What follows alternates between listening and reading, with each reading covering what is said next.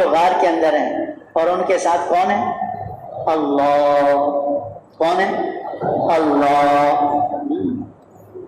تو موسیٰ علیہ السلام نے یہاں فرمایا ان معی ربی، میرا رب میرے ساتھ ہے، سیہدینی، ان قریب ہمیں راستہ دے گا. اتنے میں اللہ کا حکم آ گیا، یا موسیٰ فاضرب بعصاک البحر، اے موسیٰ جو تمہارے ہاتھ میں لاٹھی ہے نا، اس کو سمندر پہ مارو. کس پہ مارو؟ سمندر پہ مارو. تو سمندر پہ لاٹھی مارنے کا کیا فائدہ؟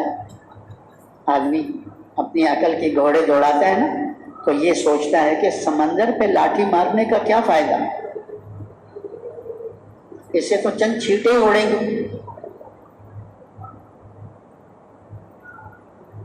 اللہ پاک اگر حکم دیتا کہ بھائی اس لاٹھی کو فرعون کی طرف پھینکو، اس کی فوج کی طرف پھینکو، تو کسی کو لگتا کوئی مرتا یا کوئی زخمی ہو جاتا. یہ سمندر پر لاٹھی مروانے کی کیا انتک ہے، کیا منطق ہے؟ نبی جو ہے وہ عقل پر نہیں چلتے، نبی نقل پر چلتے. نبی کس پر چلتے ہیں؟ جو اللہ نے حکم دیا اس کو پورا کرتے ہیں. وہ اس کے نتیجے کو نہیں سوچتے کہ اس سے چند چھینٹے اڑیں گے. جب اللہ کا حکم آیا تو فوراً موسیٰ علیہ السلام نے سمندر پر یوں لاٹھی ماری. اللہ نے اس سمندر میں 12 راستے بنا دیے. کتنے؟ بنی اسرائیل کے 12 قبیلے تھے، 12 بھائیوں کی اولاد، ہر ایک کے لیے الگ الگ راستہ بنا دیا. اور موسیٰ علیہ السلام چل پڑے، ہر ایک اپنے راستے پہ چل پڑا. اب جو موسیٰ علیہ السلام کے ساتھ چل رہے تھے نا، وہ کہنے لگے موسیٰ ہمیں کیا پتا ہمارے دوسرے لوگ بھی ساتھ ہیں کہ نہیں. تو اللہ پاک نے اس راستوں میں جو دیواریں کھڑی کی تھی نا پانی کی، ان میں اللہ پاک نے کھڑکیاں بنا دی. کھڑکیاں کیا بنا دی؟ کھڑکیاں بنا دی. اب وہ ایک دوسرے کو دیکھتے ہوئے باتیں کرتے ہوئے جا رہے ہیں. سمندر کس کی مخلوق ہے؟ کس کے حکم سے چلتا ہے؟ ہاں، پانی اللہ کی مخلوق ہے، چاہے سمندر میں ہے چاہے دریا میں ہے، ہاں جی، جہاں بھی ہے. اور پانی اللہ کی مخلوق ہے، اللہ کے حکم کو پورا کرتی ہے. ہاں. تو جب موسیٰ علیہ السلام اور قوم نکل گئی بنی اسرائیل، اور فرعون اپنی قوم کے ساتھ، فوج کے ساتھ 16 لاکھ ان کے ساتھ اندر داخل ہو گیا. آخری فرعونی اندر ہوا، آخری بنی اسرائیل باہر ہوا. اللہ نے حکم دیا سمندر کو چل جیسے پہلے چلا کرتا تھا. اور جب یہ حکم آیا سمندر چل پڑا، اور ایسا چلا کہ ان سب کو ایسے غوطے لگے، ایسے ڈبکیاں لگیں، اور ایسے پانی نے نیچے کھینچا، ایسے رگڑ رگڑ کر ان کو. فرعون کو بھی پانی نے نیچے کھینچا اور پھر اس کو چھوڑا. اس کا سر باہر آیا. اس وقت کہنے لگا آمنتو آمنتو آمنتو انہ لا الہ الا اللہ، آمنتو برب موسیٰ و ہارون، آمنتو برب بنو اسرائیل. اللہ پاک نے فرمایا ابھی وقت آیا، اتنا وقت تجھے سمجھاتے رہے، تیری سمجھ میں بات نہیں آئی. اب اسرائیل کو دیکھ لیا تو آمن تو کرتا ہے. تو اللہ تبارک و تعالیٰ نے فرعون کو، اس کی قوم کو اللہ نے ناکام کر دیا. بنی اسرائیل کو اللہ نے دین کی وجہ سے کامیابی عطا فرما دی. فرعون تو ناکام ہو گیا قوم کے ساتھ، لیکن فرعون کی بیوی آسیہ رضی اللہ عنہ کامیاب ہو گئی. اللہ نے اسے کامیاب کر دیا. وہ کلمہ پڑھ کے مسلمان ہو گئی، موسیٰ علیہ السلام پر ایمان لے آئی. اور اس ایمان کے لیے اس عورت نے کتنی بڑی قربانی دی. فرعون نے اس کو ڈانٹا اور پھر مارا، پھر اس کو محل سے نکال دیا کہ کلمہ چھوڑو، میں رب ہوں، تم کس رب کی بات کرتے ہو. تو اس نے کہا تو رب مب نہیں ہے، رب تو وہ ہے جو موسیٰ علیہ السلام جس کی دعوت دے رہا ہے، وہ رب ہے، لا الہ الا اللہ. تو فرعون نے جیل میں ڈال دیا. کس میں ڈال دیا؟ جیل میں ڈال دیا. اس عورت نے ایمان کو نہیں چھوڑا، محل کی راحت و آرام کو قربان کر دیا۔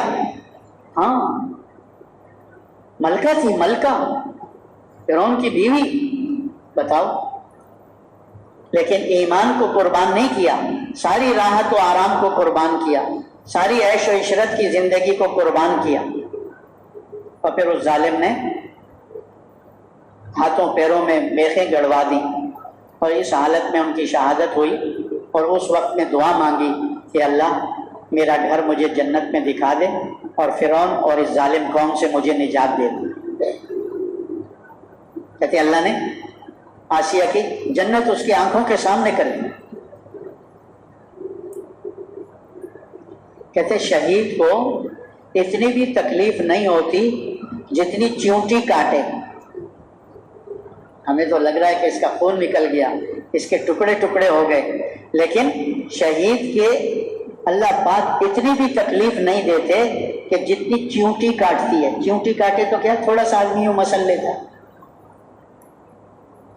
جو اللہ کے لیے جان دیتا ہے، اللہ اس کی جان ایسے آرام سے نکلوا دے، اسے کوئی تکلیف نہیں ہوتی۔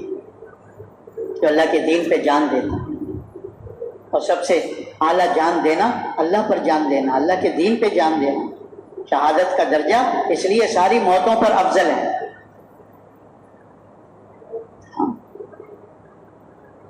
تو اللہ تعالیٰ نے فرعون تبلیغی بیانات آفیشیل آن یوٹیوب، فیس بک۔ اور یہ دھوکہ موت پر کھل جائے گا، لیکن موت پر انسان پر دھوکہ کھلے پھر اس کے ہاتھ میں کوئی وقت نہیں رہے گا۔ اس وقت جو گھڑی آ جاتی ہے اسی میں اس کو دنیا سے آخرت کی طرف جانا ہو جاتا ہے، وہ گھڑی آگے پیچھے نہیں ہوتی۔ تو موت پر دھوکہ کھلے پھر انسان کے کسی کام کا نہیں۔ جیسے پہلی قوموں پر دھوکہ کھلا تو وہ روئے چلائے کہ اللہ ہم نے دیکھ لیا، اب ہمیں تھوڑی سی مہلت دے دے تاکہ ہم کوئی نیک عمل کر لیں کہ آخرت میں ہمارے کام آ جائے۔ تو اللہ کی طرف سے ان کو کیا کہا گیا کہ 50 سال دیے تھے، 60 سال دیے تھے، 70 سال دیے تھے، اس میں تم نے کچھ نہیں کیا، تو یہ گھڑی 2 گھڑی میں تم کیا کر لو؟ تو موت کے وقت پھر موقع نہیں ہوگا، موت سے پہلے آدمی اس دھوکے سے نکل جائے کہ کامیابی ملک میں نہیں ہے، کامیابی مال میں نہیں ہے، کامیابی دنیا کے ساز و سامان میں نہیں ہے، کامیابی اللہ کے حکموں کو پیارے نبی کے طریقے سے پورا کرنے میں۔ اسی لیے اللہ تبارک و تعالیٰ نے اس امت کے سامنے گزشتہ قوموں کے واقعات کو ذکر فرمایا کہ جن کی زندگی میں دین تھا وہ کامیاب ہو گئے، اور جن کی زندگی میں دین نہیں تھا وہ چاہے جس حیثیت کے تھے وہ ناکام ہو۔ اللہ تعالیٰ نے نوح علیہ السلام کا واقعہ بیان فرمایا۔ نوح علیہ السلام نے اپنی قوم کو 950 سال دعوت دی، اللہ کی طرف بلایا، اللہ کے دین کی طرف بلایا، لیکن بہت تھوڑے سے لوگ ان کی بات مان کر کلمہ پڑھ کے مسلمان ہوئے۔ اکثریت والی قوم انہوں نے ان کی بات کو نہیں مانا۔ تو اللہ تبارک و تعالیٰ نے ان تھوڑے سے لوگوں کو جو 80-82 بتاتے ہیں، ان کو تو اللہ پاک نے طوفان میں حفاظت فرمائی، اور جو اکثریت والی قوم تھی اللہ نے ان کی جڑیں کاٹ دی، صفحہ ہستی سے ان کو مٹا دیا۔ طوفان میں اللہ نے ان کو غرق کر دیا، حتیٰ کہ نوح علیہ السلام کی ایک بیوی بھی کافروں کے ساتھ، اور نوح علیہ السلام کا ایک بیٹا بھی کافروں کے ساتھ طوفان میں غرق ہو گیا۔ جب بیٹا آپ کے قریب سے گزر رہا تھا، جب آپ مسلمانوں کو اس کشتی میں سوار کر رہے تھے، تو بیٹے کو آواز دی، یا بنیا ارکب معنا، اے ہمارے بیٹے آ جاؤ، کشتی میں ہمارے ساتھ سوار ہو جاؤ۔ تو بیٹے نے کہا کہ سآوی الی الجبل، آپ جو کہہ رہے ہو طوفان آئے گا، بارش آئے گی، پانی آئے گا، سیلاب آئے گا، میں پہاڑ پر چڑھ کر اپنی جان بچا لوں۔ تو نوح علیہ السلام نے فرمایا آج اللہ کے بچائے بغیر کوئی بچ نہیں سکتا۔ اتنے میں ایک موج آئی اور اس کو بہا کے لے گئی۔ تو نوح علیہ السلام نے اللہ کی بارگاہ میں عرض کیا کہ اللہ آپ نے میرے اہل کے بارے میں مجھ سے وعدہ فرمایا تھا، تو یہ میرا بیٹا میرے اہل میں سے تھا، یہ تو میرے آنکھوں کے سامنے غرق ہو گیا۔ تو اللہ پاک نے بڑی سختی سے فرمایا ہرگز یہ تمہارے اہل میں سے نہیں تھا، اس لیے کہ اس کے عمل غیر صالح تھے. یہ کافروں کے ساتھ اٹھنا بیٹھنا کرتا تھا، ان جیسے عمل کرتا تھا، اس لیے یہ تمہارے اہل میں سے نہیں تھا. تو اللہ تبارک و تعالیٰ حسب نسب کو نہیں دیکھتے کہ یہ نبی کا بیٹا ہے یا نبی کی بیوی ہے، بلکہ اللہ پاک دل کے یقین کو دیکھتے ہیں اور بدن سے نکلنے والے اعمال کو دیکھتے ہیں کہ دل کا یقین ٹھیک ہے، بدن سے نکلنے والے اعمال ٹھیک ہیں، بس یہ انسان اللہ کے یہاں کامیاب ہے، چاہے جس حیثیت کا ہو. اور اگر دل کا یقین ٹھیک نہیں ہے، بدن سے نکلنے والے اعمال صحیح نہیں ہیں، چاہے بڑے سے بڑے نسب والا ہو، اللہ کے نزدیک اس کی کوئی حیثیت نہیں. تو اللہ تبارک و تعالیٰ نے ابراہیم علیہ السلام کا واقعہ ذکر فرمایا. نمرود کو دعوت دے رہے ہیں، قوم کو دعوت دے رہے ہیں، تو نہ نمرود مان رہا ہے نہ قوم مان رہی ہے، حتیٰ کہ ابراہیم علیہ السلام کے والدین بھی نمرود کے ساتھ تھے. جی، تو جب نمرود کو اللہ نے ناکام کیا قوم کے ساتھ، تو ابراہیم علیہ السلام کے والدین بھی ناکام ہو. اللہ نے یہ نہیں دیکھا کہ یہ نبی کے والدین ہیں، اللہ تو دل کے یقین کو دیکھتے ہیں، بدن سے نکلنے والے اعمال کو دیکھتے ہیں، حسب نسب کو نہیں دیکھتے اللہ. جی، کہ کس نسب کا ہے یہ. نمرود تو ناکام ہو گیا اپنی قوم کے ساتھ، لیکن نمرود کی بیٹی کلمہ پڑھ کے مسلمان ہو گئی، اللہ نے اس کو کامیاب کر دیا. اللہ تعالیٰ نے موسیٰ علیہ السلام کو بھیجا فرعون کی طرف، اس کی قوم کی طرف، بنی اسرائیل کی طرف. موسیٰ علیہ السلام فرعون کو اور اس کی قوم کو اللہ کی طرف بلا رہے ہیں، اللہ کے دین کی طرف بلا رہے ہیں. بنی اسرائیل چونکہ مسلمان تھے، لیکن اسلام والی زندگی کو چھوڑ کر اپنی خواہشات والی زندگی پہ چل رہے تھے. دین اسلام کو چھوڑ دیا تھا اور اپنی منچائی اور جی چائی پہ چل رہے. تو اللہ تبارک و تعالیٰ نے ان پر فرعون کو مسلط کر دیا تھا، کیونکہ یہ اللہ پاک کا ضابطہ ہے، اللہ پاک کا قانون ہے کہ جب مسلمان اللہ کے دین کو چھوڑ کر اپنی جی چائی اور منچائی پہ چلے گا، تو اس زمانے میں جو سب سے بڑا خواہش پہ چلنے والا ہوگا، اللہ ان کو مسلمانوں پہ مسلط کر دے. جیسے فرعون کو اللہ نے بنی اسرائیل پر مسلط کر. بنی اسرائیل مسلمان تھے اور نبیوں کی اولاد تھے. یہ یوسف علیہ السلام کے 12 بھائیوں کی اولاد ہے. یوسف علیہ السلام کو اللہ نے کنویں میں سے نکالا، ملک مصر میں بازار میں بکے، پھر بادشاہ کے گھر میں آ گئے، پھر کسی وجہ سے جیل میں چلے گئے. اللہ نے جیل سے نکال کر مصر کی بادشاہت پر تخت پہ بٹھا دیا، اور پھر چلتی رہی حکومت انہی کے اندر. بنی اسرائیل کے پاس یہ مصر کی بادشاہت تھی، لیکن جب انہوں نے اپنے باپ دادا کا طریقہ چھوڑا، اللہ پاک نے فرعون کو لایا اور ان پر مسلط کر دیا. فرعون کا واقعہ یوں سنتے ہیں، وہ کسی اور جگہ رہتا تھا، کسی مصر سے باہر کسی اور علاقے میں، اور وہ کھیتی باڑی کرتا تھا. تو ایک دن اس نے سوچا میرے کھیت میں خربوزے اور تربوز یہ بہت ہو گئے ہیں اور یہاں سستا دام ہے، اگر میں مصر میں جا کے بیچوں گا تو زیادہ قیمت ملے گی. تو اپنے خچر پر خربوزے اور تربوز لاد کر یہ مصر کی طرف چلا. تو جب مصر کے قریب پہنچا تو باؤنڈری پر پولیس والے کھڑے تھے. انہوں نے پوچھا کون ہو، کہاں سے آئے ہو، کیا کرنا ہے؟ اس نے بتایا میں فلاں جگہ سے آیا ہوں اور یہ میں خربوزے اور تربوز بیچتا ہوں. تو اس نے کہا کہ بھائی آدھے یہاں رکھو پھر آگے جا سکتے ہو ورنہ واپس جاؤ. اس نے آدھے وہاں رکھ دیے اور چل پڑا. پھر آگے گیا تو شہر میں داخل ہونے سے پہلے ایک چیک پوسٹ آ گئی. انہوں نے کہا آدھے یہاں رکھو پھر آگے جا سکتے. آدھے انہوں نے اتروا لیے. اب تھوڑے سے رہ گئے. جب شہر کے دروازے پر پہنچے تو وہاں بھی کھڑے ہوئے تھے پولیس والے. انہوں نے کہا کیا لے کے جا رہے؟ کہا کچھ بھی نہیں، یہ 1-2 دانے جو ہے خربوزے تربوز ہے. کہا یہ یہاں رکھ دو پھر اندر جا سکتے. تو اس نے کہا یہاں تو ہاوے کا ہوا ہی الٹا چل رہا ہے، لوٹ مار. تو اس نے کیا کیا، ایک ڈنڈا لے کر بڑا سا اور قبرستان کا پوچھ کر وہاں چلا گیا اور قبرستان کے گیٹ پر بیٹھ گیا. اب جو بھی مردہ آتا دفن ہونے کے لیے تو اس کے لواحقین سے وہ کہتا تھا اتنے پیسے ادھر رکھ دو پھر مردے کو دفنا سکو. ورنہ لے جاؤ اپنا مردہ۔ تو وہ مجبور کچھ نہ کچھ اس کو دے دیتے تھے، پھر اپنے مردے کو دفنا کے چلے جاتے، ایسے اس کا دھندا چل پڑا۔ ہاں جی۔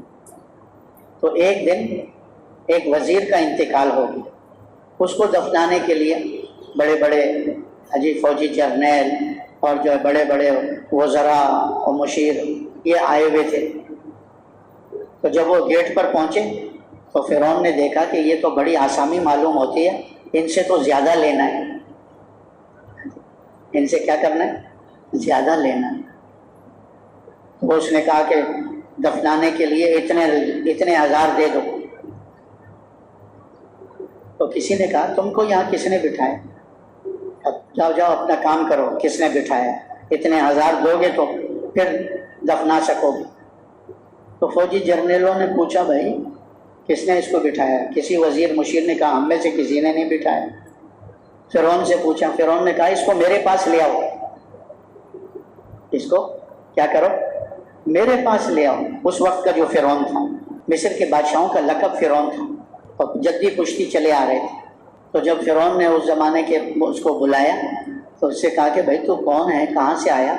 تو اس نے اپنا سارا ماجرا اس کو سنا دیا کہ میں تو تربوز بیچنے کے لیے فلاں شہر سے آیا اور یہاں مصر کے بازار میں تو تمہارے پولیس والوں نے میرا سارا لوٹ لیا۔ تو میں نے کہا یہاں لوٹ بازار کا گرم ہے، لوٹ بازار، تو میں بھی ایک قبرستان کے آگے بیٹھ گیا اور لوٹ بازار میں مصروف ہو گیا۔ تو اس فرعون نے کہا آدمی تو بڑا سمجھدار معلوم ہوتا ہے، اس کو اپنا وزیر بنا لیا، جو وزیر مرا تھا نا اس کی جگہ پر بٹھا دیا۔ اور کچھ عرصے کے بعد اس فرعون کا انتقال ہو گیا تو وہ بڑا چالاک تھا، پہلے ہی وہ اس کی جگہ پر آ کے بیٹھ گیا، سارے ملک مصر پر قبضہ کر لیا۔ تو اللہ تبارک و تعالیٰ نے اس فرعون کو مسلط کر دیا تھا بنی اسرائیل پر، کہ بنی اسرائیل نے دین کا راستہ چھوڑا تو اللہ نے فرعون کو مسلط کر دیا۔ اور پھر کیسا مسلط ہوا کہ ان کے بچوں کو زندہ ذبح کر دیتا تھا ان کے آنکھوں کے سامنے، اور ان کی بچیوں کو زندہ چھوڑ دیتا تھا۔ بچوں کو اس لیے ذبح کرتا تھا کہ ان کی نسل آگے نہ بڑھے، اور بچیوں کو اس لیے چھوڑ دیتا تھا تاکہ ہمارے گھر کے کام کاج کر سکے، اور ان سے بیگار لیا جاتا تھا، مفت میں کام کرایا جاتا۔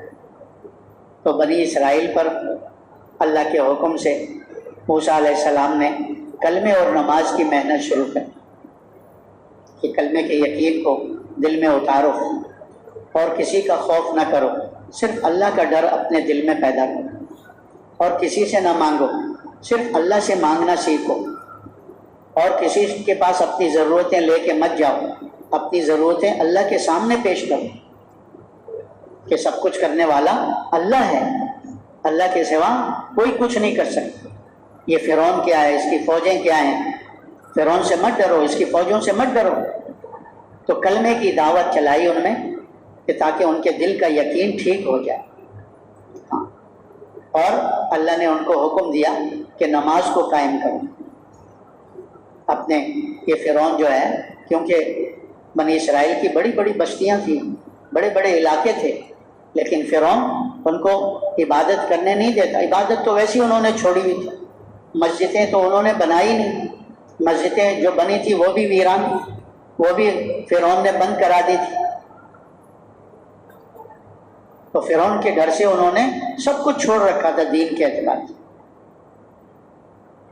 تو اللہ نے حکم دیا کہ نماز کو قائم کرو میری یاد کے لیے، اور نماز پڑھ کے مجھ سے مانگو۔ تو موسیٰ علیہ السلام نے ان پر نماز کی محنت شروع کی۔ اللہ پاک نے فرمایا اگر فرعون تمہیں باہر مسجد میں نماز پڑھنے نہیں دیتا، اپنے گھر میں ایک کونا بنا لو مسجد، اور اسی میں نماز کو قائم کرو، اپنے گھر میں نماز پڑھو۔ تو بنی اسرائیل کلمہ نماز کی محنت پہ لگ گئے، اور فرعون کو اللہ اور موسیٰ علیہ السلام اللہ کی طرف بلا رہے ہیں کہ اللہ کو مانو، اللہ کی مانو، ہاں جی تم کامیاب ہو جاؤ گے، اور اگر تم نے اللہ کو نہیں مانا اور اللہ کی نہیں مانی تو تم دنیا میں بھی ناکام ہو جاؤ گے، آخرت میں بھی ناکام ہو جاؤ۔ تو اللہ پاک جو ہے وہ بڑے حکیم ہیں، بڑے طبیب ہیں، وہ ایک دم نہیں پکڑتے، پہلے اللہ پاک چھوٹی چھوٹی مصیبتیں بھیجتے ہیں تاکہ آدمی جب مصیبت میں پھنستا ہے نا تو اس کو اللہ یاد آ جاتا ہے. تو فرعون اور اس کی قوم کو بھی اللہ نے غرق کرنے سے پہلے چھوٹے چھوٹے عذاب بھیجے، چھوٹی چھوٹی مصیبتیں بھیجی. کبھی ٹڈیوں کا عذاب بھیج دیا، کبھی جوؤں کا عذاب بھیج دیا، کبھی کھانے پینے کی چیزوں کا خون بننے کا عذاب بھیج دیا، کبھی سیلاب بھیج دیا، کبھی پھلوں میں کمی آ گئی، اللہ نے بارشوں کے نظام کو روک دیا، پھل سبزیاں اناج اس میں کمی آ گئی. تو جب بھی ان پر کوئی مصیبت آتی تو قوم ان کو کہتی تھی کہ اس درویش سے، موسیٰ علیہ السلام کی طرف، کہ اس درویش سے دعا کراؤ تاکہ ہماری یہ مصیبت دور ہو جائے. تو فرعون موسیٰ علیہ السلام سے کہتا تھا اپنے رب سے دعا مانگو کہ ہماری یہ مصیبت دور کر دے، ہم بھی مسلمان ہو جائیں گے، کلمہ پڑھ لیں گے، اور بنی اسرائیل جو تمہاری قوم ہے تمہارے ساتھ کر دیں گے، تم ان کو اپنے وطن لے جانا. تو نبی کے دل میں اپنی امت کے لیے شفقت ہوتی ہے. نبی نہیں چاہتا کہ میرا کوئی امتی ناکام ہو جائے، اس لیے موسیٰ علیہ السلام ان کے لیے دعا کر دیتے تھے، اور جب دعا کرتے اللہ وہ مصیبت دور کر دیتے تھے. تو جب مصیبت دور ہو جاتی تو فرعونی قوم کہتی تھی فرعون کو، یہ تو تیری وجہ سے ہوا ہے، کیونکہ تو خدا ہے نا، تیری وجہ سے ہوا ہے، موسیٰ علیہ السلام کے رب کی وجہ سے نہیں ہوا ہے، اس لیے ہم مسلمان نہیں ہوتے. تو مکر جاتے تھے. تو اللہ پاک دوسرا عذاب بھیج دیتا. ایسے 7-8 قسم کے اللہ نے عذاب بھیجے، ہر دفعہ وہ مکر جاتے تھے. تو اللہ نے فرمایا اب ہم نے اس کے لیے فیصلہ کر دیا ہے، تم اپنی قوم بنی اسرائیل کو لے کر نکل جاؤ، یہ تمہارا پیچھا کرے گا. اب ہم نے ان کے لیے فیصلہ کر دیا. تو موسیٰ علیہ السلام رات کے اندھیرے میں قوم کو لے کر چلے بنی اسرائیل. اور جب صبح کا چاندنا ہوا، روشنی ہوئی، تو دیکھا آگے سمندر آ گیا، اور پیچھے دیکھا گھوڑوں کی ٹاپیں ہیں، فرعون کا لشکر آ رہا ہے. تو بنی اسرائیل گھبرا گئے کہ آگے جاتے ہیں تو بھی مرتے ہیں پانی میں ڈوب کر، اور اگر پیچھے رہتے ہیں تو یہ فرعونی آ کر ابھی خون میں ہمیں نہلا دیں گے، خون میں یعنی قتل کر دیں گے ہمیں، کہ ہم بھاگ کر آئیں. تو انہوں نے موسیٰ علیہ السلام سے کہا یا موسیٰ انا لمدرکون، اے موسیٰ ہم تو پکڑے گئے، آگے بھی موت پیچھے بھی موت. لیکن نبی جو ہے وہ ہر کام اللہ کے حکم سے کرتا ہے، اور نبی کا یقین اللہ کی ذات پر مضبوط ہوتا ہے. بنی اسرائیل نے تھوڑی بہت تو محنت کی، لیکن یہ نقشہ جب آیا تو پھر گھبرا گئے. کلمے کا پورا یقین ان کے دل میں اترا نہیں تھا، اس لیے گھبرا گئے سمندر کو دیکھ کر اور فرعون کی فوجوں کو دیکھ کر. تو موسیٰ علیہ السلام نے ان کو کیا فرمایا، کلا، ہرگز ایسی بات نہیں ہے، ان معی ربی سیہدین، میرے ساتھ میرا رب ہے، وہ عنقریب ہمیں راستہ دے گا. موسیٰ علیہ السلام نے اللہ کی مدد اپنے ساتھ بتائی، ان معی ربی، کہ میرے ساتھ میرا رب. کیوں کہ دائی موسیٰ علیہ السلام تھے، قوم کو دعوت کا اللہ نے وہ نہیں دیا تھا، اس لیے اپنی طرف اللہ کو منسوب کر کے اللہ میرے ساتھ ہے. کہتے ہیں حضور صلی اللہ علیہ وسلم جب غار ثور میں پہنچے تھے ہجرت کر کے، تو 3 دن وہاں رہے تھے، اور کافر آپ کی تلاش میں غار کے منہ تک پہنچ گئے تھے. لیکن اللہ تعالیٰ نے آپ کی حفاظت فرمائی 2 کمزور چیزوں سے. کتنی چیزوں سے؟ ایک تو اللہ نے مکڑی کا جالا تنوا دیا، اور دوسرا کبوتری نے انڈے دے دیے دروازے پر. دونوں کمزور چیزیں. کبوتری کا انڈا بھی کتنا مضبوط ہے، پیر رکھو ہاتھ لگاؤ ٹوٹ جائے گا. مکڑی کا جالا کتنا مضبوط ہوگا، تھوڑی سی انگلی لگاؤ بس گیا. لیکن حفاظت کرنے والے کون ہیں؟ اللہ ہیں. تو جب ابو بکر رضی اللہ عنہ نے جو آپ کے ساتھ تھے کافروں کو دیکھا، ایک کافر نے تو اسی طرف منہ کر کے پیشاب بھی کیا، ان کو نظر نہیں آیا. وہ باہر باتیں کر رہے تھے، پیروں کے نشان یہاں تک پہنچے ہیں. اور اللہ نے ان کی عقل کو الٹ دیا. کیا کہا کہ اگر اس غار میں کوئی جاتا تو یہ کبوتری کے انڈے ٹوٹتے, یہ مکڑی کا جالا ٹوٹتا, یہاں اندر تو کوئی گیا ہی نہیں ہے. یعنی اللہ نے ان کی عقل پر ایسا پردہ ڈالا کہ بھائی یہاں تک پہنچے ہیں تو تھوڑا جھانک کر دیکھ تو لیں. یہ اللہ کی یہ عقل کس کے قابو میں ہے بھائی؟ اللہ کے قابو میں. تو جب ابو بکر رضی اللہ عنہ نے دیکھا کہ کافر دروازے تک پہنچ گئے ہیں, یعنی غار کے منہ تک, تو حضور صلی اللہ علیہ وسلم سے عرض کیا کہ اللہ کے رسول یہ تو آ گئے, تو پہنچ گئے یہاں. تو حضور صلی اللہ علیہ وسلم نے اپنے ساتھی ابو بکر کو کہا لا تحزن, غم مت کھاؤ, ان اللہ معنا, اللہ ہمارے ساتھ ہے. حضور نے اپنی امت کو شامل کر کے فرمایا. اس میں یہ نقطہ بڑے فرماتے ہیں کہ امت بھی اسی کام کے لیے بھیجی گئی جس کام کے لیے نبی بھیجے جاتے تھے. یہ امت بھی دائی ہے, اس لیے حضور صلی اللہ علیہ وسلم نے کیا فرمایا, لا تحزن ان اللہ معنا, غم مت کھاؤ, اللہ ہمارے ساتھ ہے. پھر اللہ نے فرمایا, حضور نے فرمایا ان کا کیا حال ہے ان دو کا جن کے ساتھ تیسرا اللہ ہو. ثانی اثنین فی الغار فیہما فی الغار, وہ دونوں جو غار کے اندر ہیں اور ان کے ساتھ کون ہے؟ اللہ. کون ہے؟ اللہ. تو موسیٰ علیہ السلام نے یہاں فرمایا ان معی ربی, میرا رب میرے ساتھ ہے, سیہدینی, ان قریب ہمیں راستہ دے گا. اتنے میں اللہ کا حکم آ گیا, یا موسیٰ فاضرب بعصاک البحر, اے موسیٰ جو تمہارے ہاتھ میں لاٹھی ہے نا اس کو سمندر پہ مارو. کس پہ مارو؟ سمندر پہ مارو. تو سمندر پہ لاٹھی مارنے کا کیا فائدہ؟ آدمی اپنی عقل کی گھوڑے دوڑاتا ہے نا تو یہ سوچتا ہے کہ سمندر پہ لاٹھی مارنے کا کیا فائدہ, اس سے تو چند چھینٹے اڑیں گے. اللہ پاک اگر حکم دیتا کہ بھائی اس لاٹھی کو فرعون کی طرف پھینکو, اس کی فوج کی طرف پھینکو, تو کسی کو لگتا کوئی مرتا یا کوئی زخمی ہو جاتا. یہ سمندر پر لاٹھی مروانے کی کیا انتک ہے, کیا منطق ہے؟ نبی جو ہے وہ عقل پر نہیں چلتے, نبی نقل پر چلتے. نبی کس پر چلتے ہیں؟ جو اللہ نے حکم دیا اس کو پورا کرتے ہیں. وہ اس کے نتیجے کو نہیں سوچتے کہ اس سے چند چھینٹے اڑیں گی. جب اللہ کا حکم آیا تو فوراً موسیٰ علیہ السلام نے سمندر پر یوں لاٹھی ماری. اللہ نے اس سمندر میں 12 راستے بنا دیے. کتنے؟ بنی اسرائیل کے 12 قبیلے تھے, 12 بھائیوں کی اولاد, ہر ایک کے لیے الگ الگ راستہ بنا دیا. اور موسیٰ علیہ السلام چل پڑے, ہر ایک اپنے راستے پہ چل پڑا. اب جو موسیٰ علیہ السلام کے ساتھ چل رہے تھے نا وہ کہنے لگے موسیٰ ہمیں کیا پتا ہمارے دوسرے لوگ بھی ساتھ ہیں کہ نہیں. تو اللہ پاک نے اس راستوں میں جو دیواریں کھڑی کی تھی نا پانی کی, ان میں اللہ پاک نے کھڑکیاں بنا دی. کھڑکیاں کیا بنا دی؟ کھڑکیاں بنا دی. اب وہ ایک دوسرے کو دیکھتے ہوئے باتیں کرتے ہوئے جا رہے ہیں.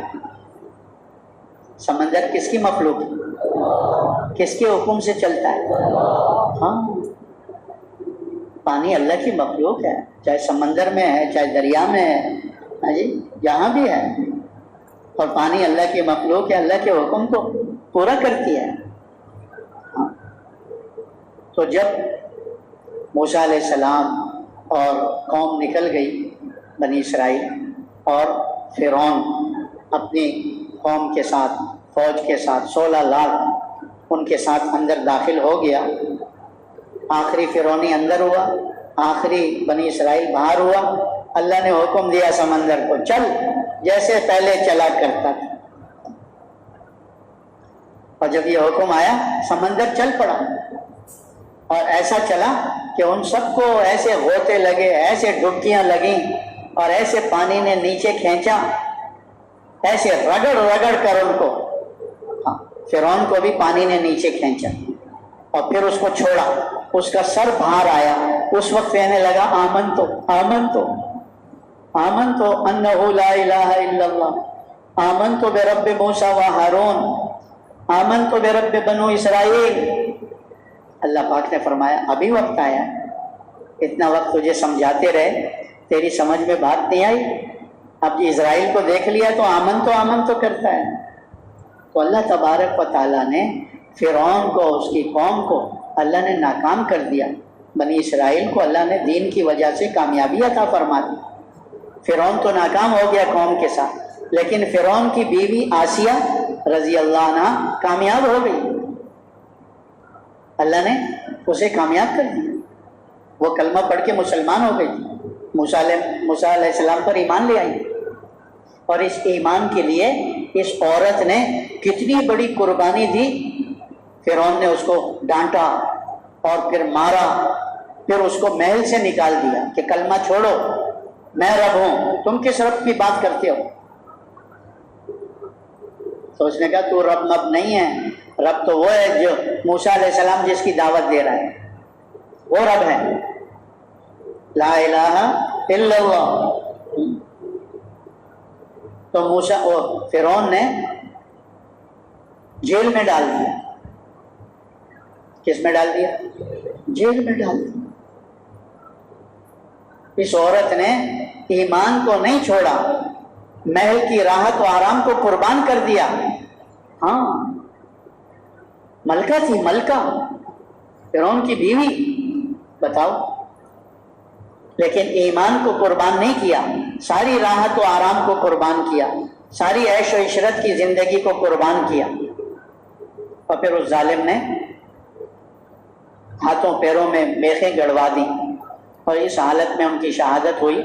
और उस वक्त में दुआ मांगी कि अल्लाह मेरा घर मुझे जन्नत में दिखा दे और फिरौन और इस जालिम कौम से मुझे निजात दे दे। कहते अल्लाह ने आसिया की जन्नत उसकी आंखों के सामने कर दी।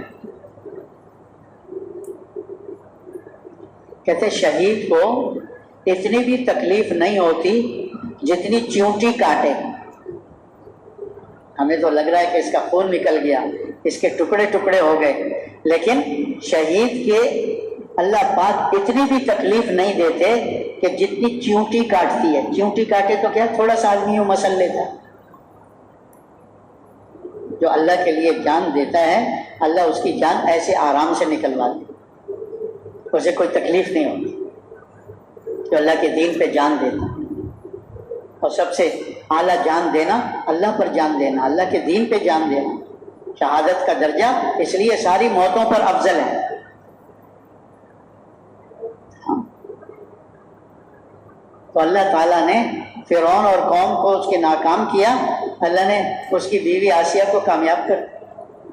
हुजूर सल्लल्लाहु अलैहि वसल्लम की ज़ौजा मोहतरमा खतीजतुल कुबरा रज़ी अल्लाह अन्हा का इंतकाल होने लगा। तो हुजूर सल्लल्लाहु अलैहि वसल्लम ने उनको कहा कि जब जन्नत में जाओ तो अपनी शौकन को मेरा सलाम कह देना। शौकन समझते हो?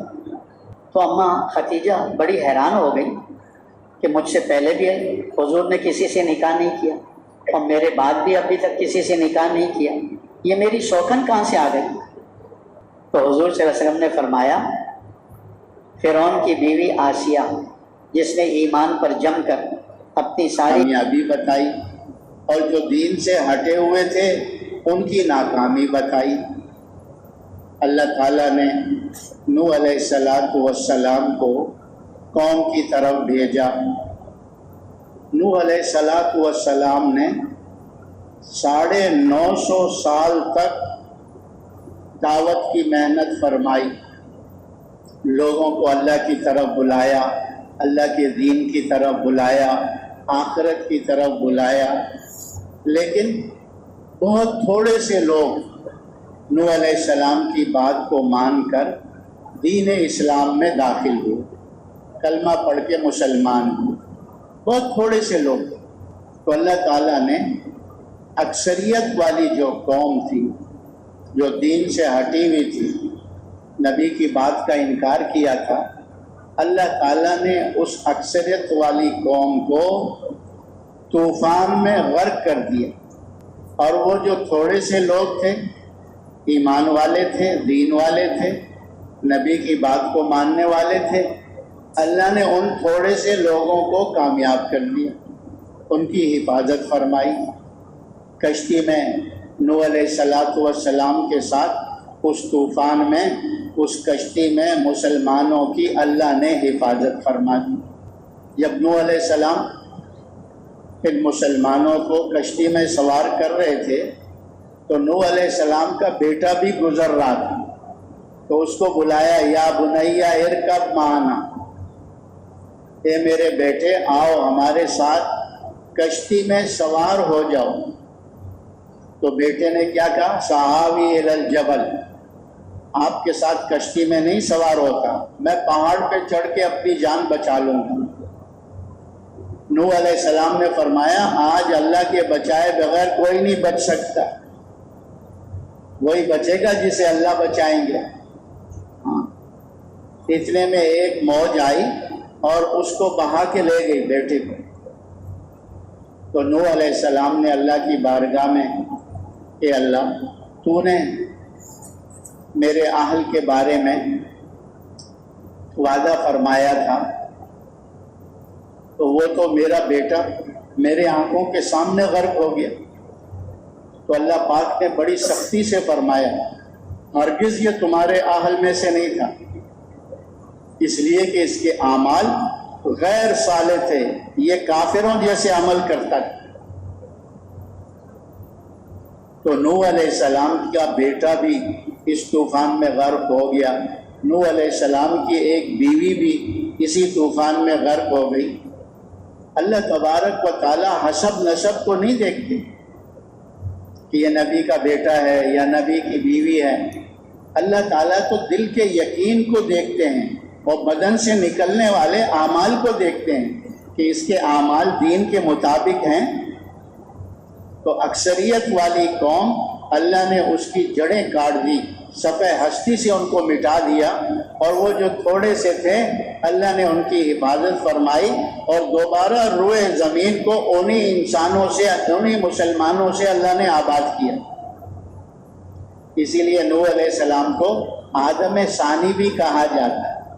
آدم علیہ السلام انسانیت کے پہلے جد امجد، ان سے اللہ نے نسل انسانی کو آگے بڑھایا، اور وہ پھر نوح علیہ السلام کی قوم کی تباہی کے بعد پھر نوح علیہ السلام اور وہ تھوڑے سے جو مسلمان تھے 80-82، انہی سے اللہ نے اس زمین کو دوبارہ آباد کیا۔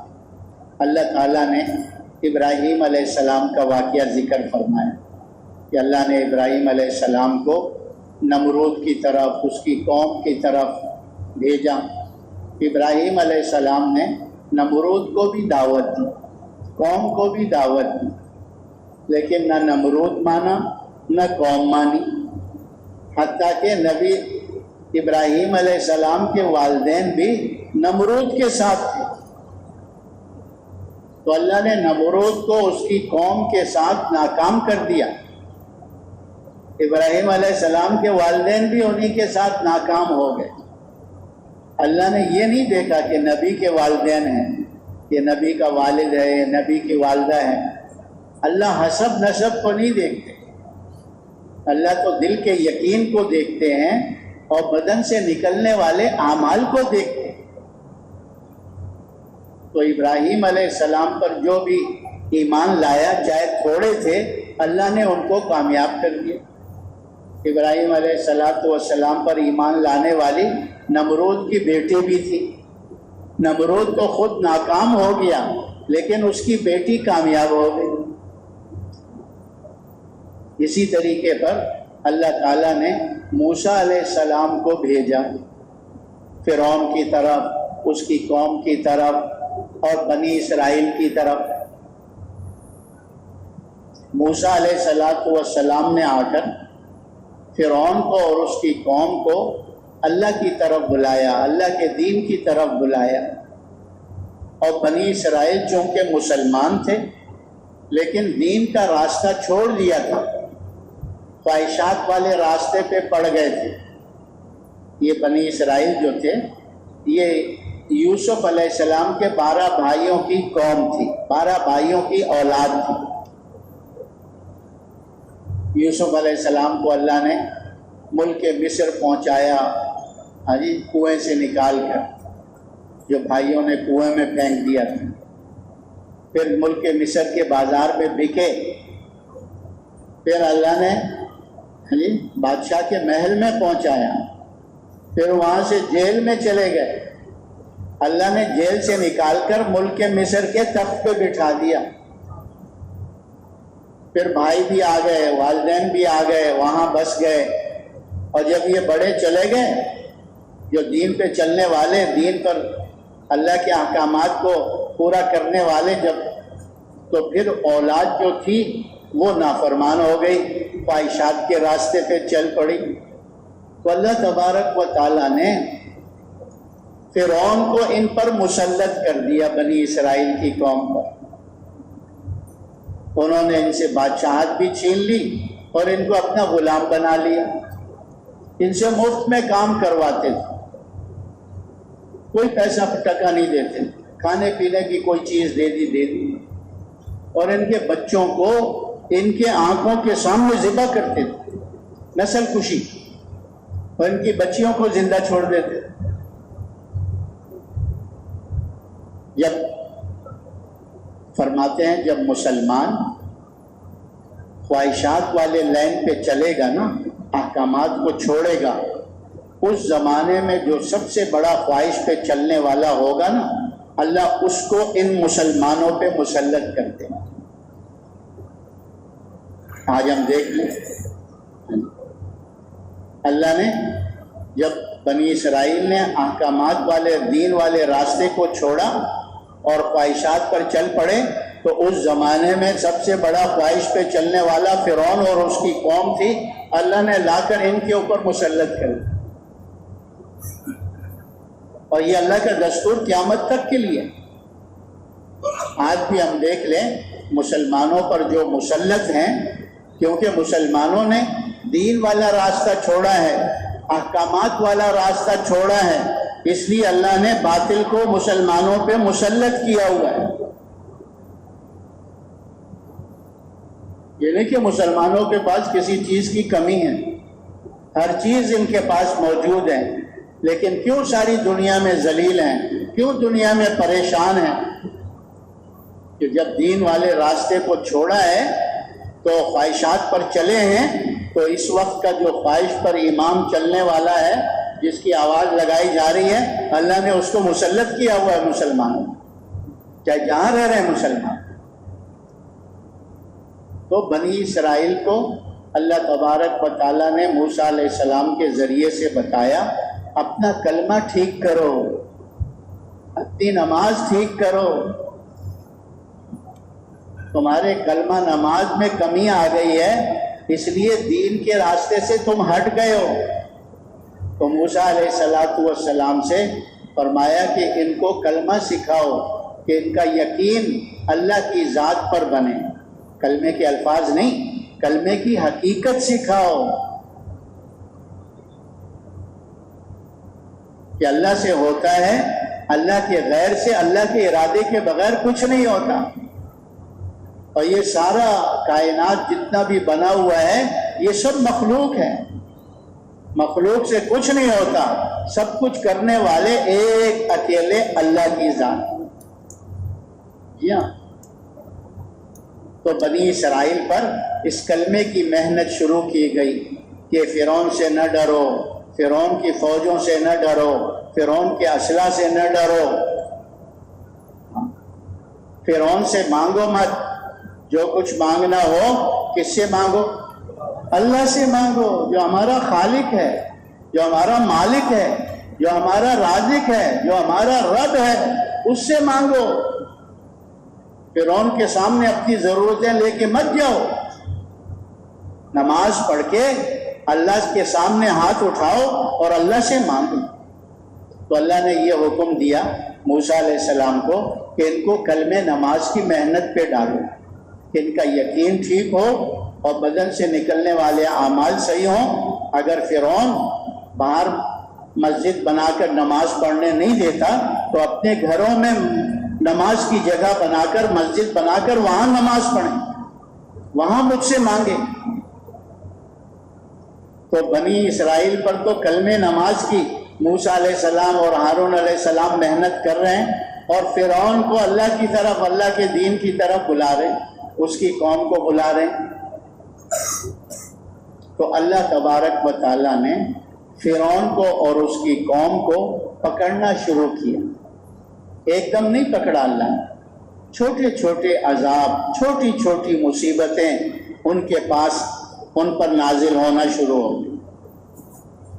مینڈکوں کا عذاب, جوؤں کا عذاب, اور پھلوں میں کمی آ گئی, فصل میں سیلاب, کھانے پینے کی چیزوں کا خون بن جانا, یہ مختلف عذاب. اور جب کوئی عذاب آتا فرعون اور اس کی قوم پر تو وہ موسیٰ علیہ السلام سے کہتے تھے, موسیٰ تم اپنے رب سے دعا کر دو, ہماری یہ مصیبت دور ہو جائے, ہم بھی مسلمان ہو جائیں گے اور تمہیں بنی اسرائیل کو تمہارے ساتھ کر دیں گے, تم اپنے وطن لے جاؤ ان کو, اپنے وطن لے جاؤ ان کو. تو نبی کے دل میں تو اپنی امت کے لیے شفقت ہوتی ہے, نبی تو اپنی امت کے لیے ہمدرد ہوتا ہے, خیر خواہ ہوتا ہے. وہ نہیں چاہتا کہ میری امت خسارے میں چلی جائے, نقصان میں چلی جائے. تو موسیٰ علیہ السلام ان کے لیے دعا کر دیتے, اللہ ان کی مصیبت دور کر دیتا. جب مصیبت دور ہو جاتی تو فرعون اور قوم کہتی تھی کہ ہم مسلمان نہیں ہوتے, کیونکہ فرعونی قوم جو تھی نا وہ فرعون کو کہتی تھی تمہاری وجہ سے یہ مصیبت ٹلی ہے, ہم مسلمان نہیں ہوتے. اور نہ بنی اسرائیل کو موسیٰ علیہ السلام کے ساتھ چھوڑتے ہیں کہ وہ لے جائیں, ہم نہیں چھوڑتے ان کو, یہ تو ہمارا کام کرنے والے ہیں, کمی ہے ہمارے, یہ چلے گئے تو ہمارے کام کون کرے گا. تو اللہ دوسرے عذاب کو اسی طرح وہ دعا کرتے, تیسرا عذاب, چوتھا, 8 قسم کے عذاب نازل ہوئے. آخر میں اللہ تبارک و تعالیٰ نے اسی عرصے میں موسیٰ علیہ السلام نے بنی اسرائیل پر اتنی محنت کر لی تھی کہ زبان کا کلمہ کچھ دل میں اتر آیا اور بدن سے نکلنے والے اعمال اللہ کے احکامات کے مطابق ہو گئے تھے. نماز پڑھ کر اللہ سے مانگنا سیکھ لیا تھا. تو اللہ تبارک و تعالیٰ نے فرعون سے اور ان کی قوم سے نجات دینے کے لیے موسیٰ علیہ السلام کو حکم دیا کہ اپنی قوم کو لے کر نکل جاؤ, آپ یہاں مصر میں نہ ٹھہرو, بنی اسرائیل کو لے کے چلو. اور یہ قوم جو ہے فرعون کی, یہ تمہارا پیچھا کریں گے. اب ہم نے ان کے لیے فیصلہ کر دیا ہے, چلو یہاں سے نکل جاؤ.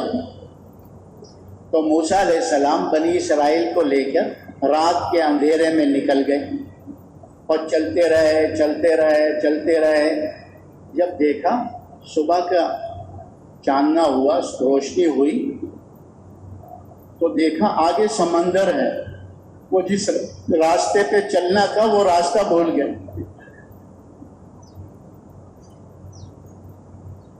جس راستے پہ چلنا تھا خشکی کے, اس راستے سے ہٹ کے آگے آ گئے, آگے سمندر آ گیا.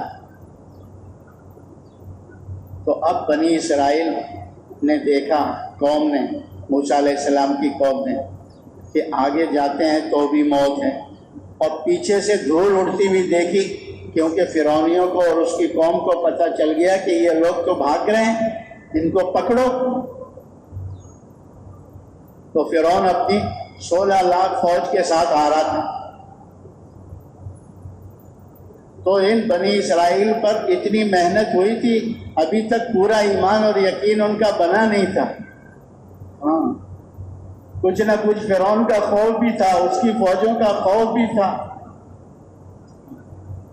تو موسیٰ علیہ السلام سے کہنے لگے, موسیٰ ہم تو پکڑے گئے, آگے جاتے ہیں تو سمندر میں ڈوب کے مرتے ہیں, اور اگر پیچھے ٹھہرتے ہیں پیچھے جاتے ہیں تو فرعون اور اس کی قوم ہمیں خون میں ڈبو دیں گے، مار دیں گے، قتل کر دیں گے۔ یا موسیٰ انا لمدرکون، اے موسیٰ ہم تو پکڑے گئے۔ تو موسیٰ علیہ السلام نے فرمایا کلا، ہرگز ایسی بات نہیں ہے، میں جو نکل کر آیا ہوں وہ کس کے حکم سے نکل کر آیا ہوں، تو میں جو ساتھ لے کر آیا ہوں کس کے حکم سے لے کر آیا ہوں؟ ہاں، ہرگز ہم نہیں پکڑے گئے۔ ان معی ربی سیہدین، میرے ساتھ میرا رب ہے، وہ ان قریب ہمیں راستہ دے گا۔ کیونکہ نبی کا یقین تو اللہ کی ذات پر مضبوط ہوتا ہے، اور نبی کی تربیت تو اللہ پاک براہ راست خود فرماتا ہے۔ جی، تو موسیٰ علیہ السلام نے فرمایا خبردار، ہرگز ہم پکڑے نہیں گئے ہیں، اللہ میرے ساتھ ہے۔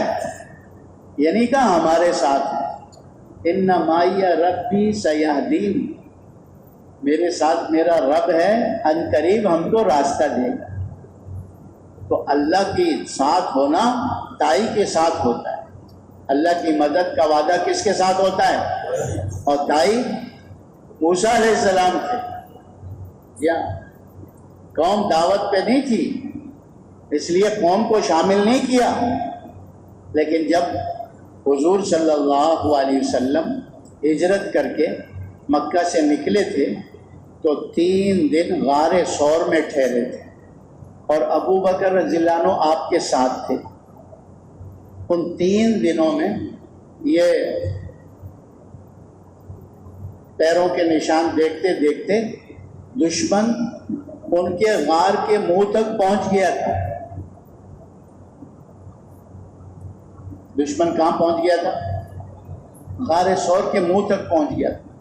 ابو بکر رضی اللہ عنہ نے حضور صلی اللہ علیہ وسلم سے عرض کیا کہ وہ تو آ گئے، وہ تو، کیونکہ ان کے قدم ان کو نظر آ رہے تھے اندر۔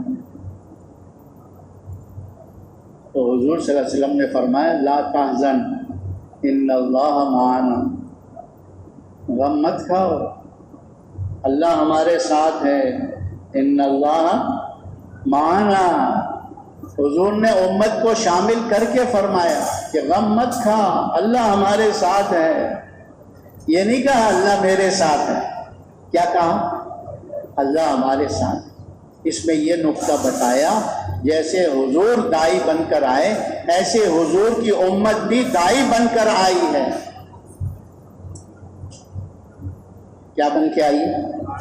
ہاں، کیونکہ حضور صلی اللہ علیہ وسلم کی نبوت کے بعد کسی کو نبوت نہیں دی جائے گی، وہ نبیوں والا کام اس امت کی طرف منتقل ہوگا، اور یہ امت دعوت کا کام کرے گی۔ اس لیے حضور نے فرمایا ان اللہ معنا، کہ اللہ ہمارے ساتھ ہے۔ کتنی بڑی بات ہے، کیوں بھائی؟ بڑی بات ہے کہ نہیں؟ بڑی بات ہے۔ تو موسیٰ علیہ السلام نے ان کو کیا کہا؟ اللہ میرے ساتھ ہے، ہم پکڑے نہیں گئے، اللہ ہمیں عنقریب راستہ دے گا۔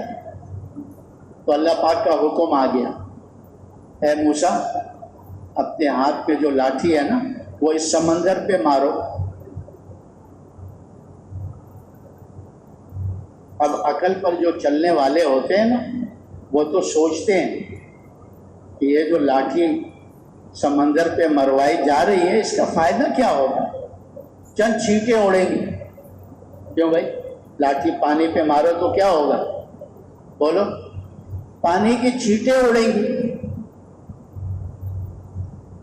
عقل میں یہ بات نہیں آتی کہ سمندر پر کیسے لاٹھی مروا رہے۔ یہ لاٹھی تو نمرود فرعون کی طرف، اس کے فوجوں کی طرف پھینکتے، کسی کو لگتا کوئی زخمی تو ہوتا، اگر مرتا نہیں تو زخمی تو ہو جاتا، فرعون کو لگتا وہ زخمی تو ہو جاتا۔ نبی جو ہوتا ہے نا وہ عقل پر نہیں چلتا، نبی جو ہوتا ہے وہ نقل پر چلتا ہے۔ نبی عقل کے گھوڑے نہیں دوڑاتا، عقل کے گھوڑے نہیں دوڑاتا کہ اس میں کیا منطق ہے، اس میں کیا منطق ہے، اس میں کیا فلسفہ ہے۔ نبی تو اللہ کے حکم کو دیکھتا ہے کہ اللہ کا جو حکم آیا اس کو کر گزرو، نتیجہ کیا ہوگا وہ اللہ کے ذمہ ہے کہ آگے نتیجہ کیا نکلے گا۔ نتیجے کو نہیں دیکھتا نبی، نبی کس کو دیکھتا ہے؟ اللہ کے حکم کو دیکھتا ہے۔ جیسے ہی موسیٰ علیہ السلام کو اللہ نے حکم دیا کہ فَاضْرِبْ بِعَصَاكَ الْبَحْرَ، اپنی لاٹھی سمندر پہ مار دو، موسیٰ علیہ السلام نے فوراً لاٹھی ماری، اور کیا ہو گیا؟ سمندر میں کیا ہو گیا؟ اللہ نے راستے بنا دیے، 1 2 نہیں 12 راستے بنا دیے، کیونکہ بنی اسرائیل کے 12 قبیلے تھے، ہر ایک لیے الگ الگ راستہ بنا دیا۔ اسی لیے مولانا یوسف صاحب رحمۃ اللہ علیہ وہ فرماتے تھے موسیٰ علیہ السلام کی جو لاٹھی ہے نا، وہ سمندر پہ نہیں مروائی اللہ نے، عقل والوں کی عقل پہ مروائی ہے، جو عقل پر چلنے والے ہیں۔ دین میں عقل کے گھوڑے نہیں دوڑانے ہیں، ہاں، یہ لاٹھی اللہ نے عقل والوں پر، جو عقل پر چلنے والے ہیں ان کے سر پر مروائی ہے۔ تو عقل پہ چلنا ہے، کس پہ چلنا ہے؟ اللہ کا جو حکم ہے بس اس کو پورا کرنا ہے، آگے اس کا نتیجہ کیا ہے وہ اللہ جانے بس۔ تو 12 راستے بن گئے، ہر قبیلہ اپنے راستے پہ چل پڑا، اب درمیان میں ایک دوسرے کو دیکھ نہیں رہے، تو جو موسیٰ علیہ السلام کے ساتھ چل رہے تھے انہوں نے کہا کہ موسیٰ ہمیں کیا پتا بھائی ہماری برادری والے چل رہے ہیں کہ نہیں چل رہے۔ تو اللہ تعالیٰ نے ان میں ایسے کھڑکیاں بنا دی راستوں میں۔ اللہ کے ارادے کا نام کیا ہے بھائی؟ بولو بولو، اللہ پاک کو کچھ کرنا پڑتا ہے؟ بس کاف اور نون، کن، کیا کن، بس کاف نون کے ملنے کی دیر ہوتی ہے، اس کو اس چیز کو وجود مل جاتا ہے۔ جی ہاں، تو کھڑکیاں بن گئیں، اب ایک دوسرے سے باتیں بھی کر رہے ہیں اور چل بھی رہے ہیں، دیکھ بھی رہے ہیں۔ جہاں آخری آدمی بنی اسرائیل کا سمندر سے باہر نکل گیا اور یہاں فرعون کا آخری آدمی اندر داخل ہو گیا، اللہ نے دوبارہ سمندر کو حکم دیا چلو جیسے تم پہلے چلتے تھے۔ سمندر کس کا ہے بھائی؟ کس کے تابع ہے؟ ہاں،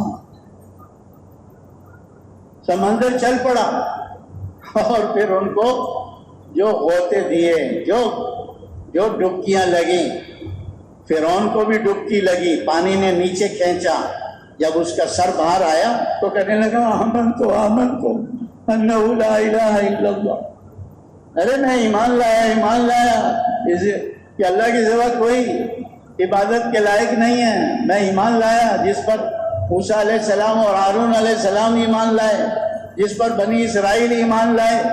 اللہ پاک نے فرمایا ابھی وقت آیا اس کا، اتنا وقت تجھے سمجھاتے رہے، تیری سمجھ میں بات نہیں آئی، جب اسرائیل کو دیکھ لیا ابھی آمن تو کرتا ہے، اب تو تجھے عبرت کا انجام بنائیں گے۔ اللہ نے سمندر سے اس کی لاش باہر پھینک دی اور آج بھی اس کی کسی عجائب گھر میں پڑا ہوا ہے۔ تو فرعون اور قوم ناکام ہو گئی، بنی اسرائیل نے اپنے کلمہ نماز پر محنت کر کے کچھ اپنے کو کامیابی پہ راستے پر ڈال دیا، اب فرعون تو ناکام ہو گیا، لیکن فرعون کی بیوی آسیہ رضی اللہ عنہ وہ کامیاب ہو گئی۔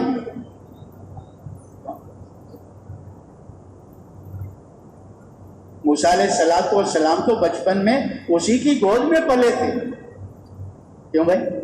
فرعون کے محل میں اللہ نے پالا تھا موسیٰ علیہ السلام۔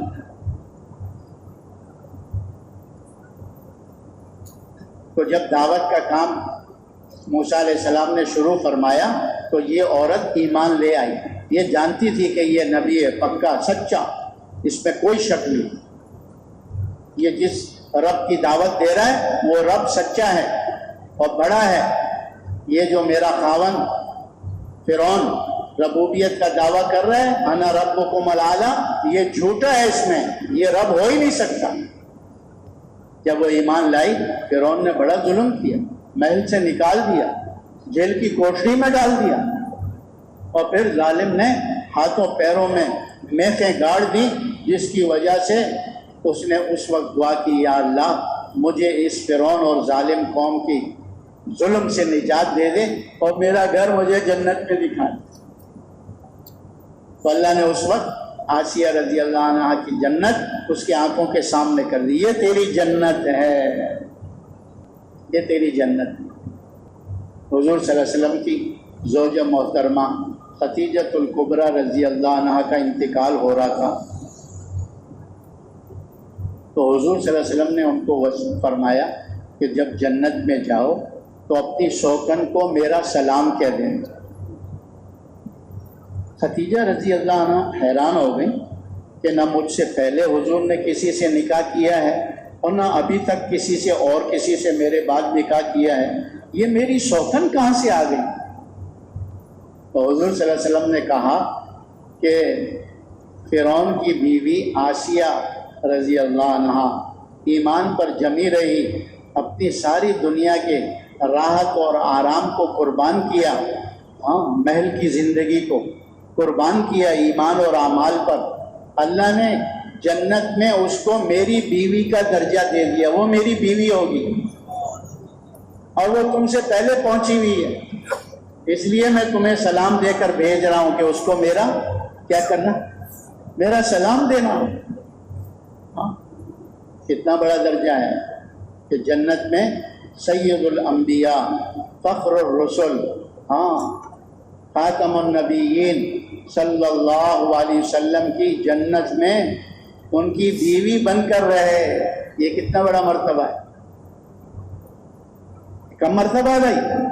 हाँ, तो अल्लाह ताला ने हुजूर सल्लल्लाहु अलैहि वसल्लम को भेजा, हुजूर सल्लल्लाहु अलैहि वसल्लम ने भी मेहनत फरमाई। अब बड़े बड़े सरदार, अबू लहब जैसे, अबू जहल जैसे, उतबा जैसे, शेबा जैसे सरदार आने मक्का, लेकिन नबी की बात को नहीं माना। अल्लाह ने इन बड़े बड़े सरदारों को नाकाम कर, इनके मुकाबले में गुलामों ने नबी की बात को माना। बिलाल जैसा काला कलोटा, चिपकी नाक, मोटे होंठ, हाँ, काला रंग, छोटा कद, लेकिन क्या बनाया अल्लाह ने उसको? सैयदना बिलाल, सैयदना बिलाल। हुज़ूर सल्लल्लाहु अलैहि वसल्लम पूछते हैं, बिलाल तुम्हारा वो कौन सा अमल है कि जन्नत में भी तुम मेरे आगे आगे चल रहे हो? तुम्हारे जूतों की आवाज़ आ रही थी, तुम जन्नत में मेरे आगे आगे चल रहे थे। तो बिलाल रज़ी अल्लाह अन्हु ने कहा, और तो मेरा कोई ऐसा अमल नहीं है अल्लाह के रसूल, जब वज़ू करता हूँ, ताज़ा वज़ू करता हूँ, तो 2 4 6 रकात जितनी अल्लाह तौफीक देता है, तहियतुल वज़ू की नमाज पढ़ लेता हूँ। किसकी नमाज? तहियतुल वज़ू की नमाज पढ़ लेता हूँ। हज़रत उमर रज़ियल्लाहु अन्हु फरमाते, जब वो मजलिस में आते ना बिलाल रज़ियल्लाहु अन्हु, कहते जा सैयदना बिलाल, जा सैयदना बिलाल, कि हमारे सरदार बिलाल आ गए, हमारे सरदार बिलाल आ गए। ये अल्लाह ने इज्जत किस लिए दी? दीन की बरकत से, इस्लाम की बरकत से। और फिर अल्लाह ने मुहाजिरीन और अंसार जो दीन पे चलने वाले थे, हुजूर के साथ थे, अल्लाह ने उनको कामयाब किया। और उस ज़माने की बड़ी बड़ी ताकतें, कैसर और किसरा, रोम और फारिस, अल्लाह ने उनको नाकाम कर दिया। जैसे इस ज़माने में, हाँ जी, क्या है, अमेरिका और रूस, उस ज़माने में कौन थे? कैसर और किसरा, 2 बड़ी सल्तनतें थी, 2 बड़े बिलाद थे। आधे लोग उसके साथ थे, आधे लोग इनके साथ थे। हाँ? लेकिन अल्लाह ने सहाबा इकराम को कामयाब किया। और ये कामयाबी क्यों मिली? बोलो क्यों मिली? दीन की बरकत से मिली, इस्लाम की बरकत से मिली।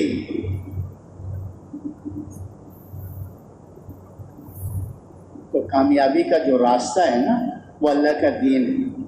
दीन के बगैर न किसी को कामयाबी मिली है और न मिलेगी। جس کو بھی کامیابی ملی ہے اس کو دین کی برکت سے ملی، اور آئندہ جس کو بھی ملے گی کس کی برکت سے ملے گی؟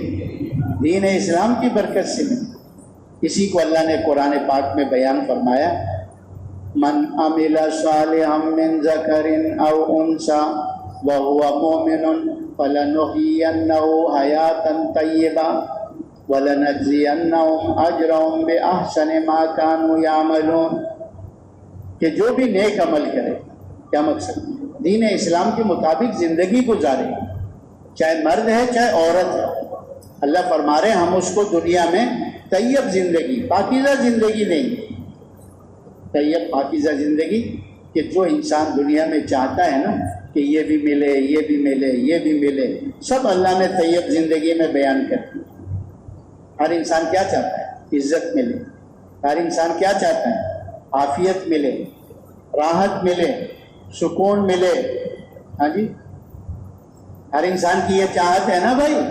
اللہ دین کی برکت سے یہ ساری چاہتیں پوری کر دیتا ہے، اور پھر اعمال کا بدلہ تو اللہ پاک آخرت میں عطا فرماتا ہے۔ یہ دنیا اعمال کے بدلے کی جگہ نہیں ہے، اعمال کے بدلے کی جگہ آخرت ہے۔ جی ہاں، یہ دنیا میں جو کچھ نظر آ رہا ہے نا ہم کو، یہ جھونگا ہے۔ جھونگا کیا ہے؟ جھونگا سمجھتے ہو؟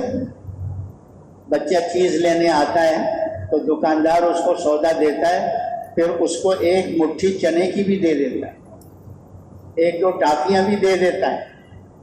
سودا تو اس نے پیسے دے کر لے لیا، یہ جو ملا یہ کیا ہے؟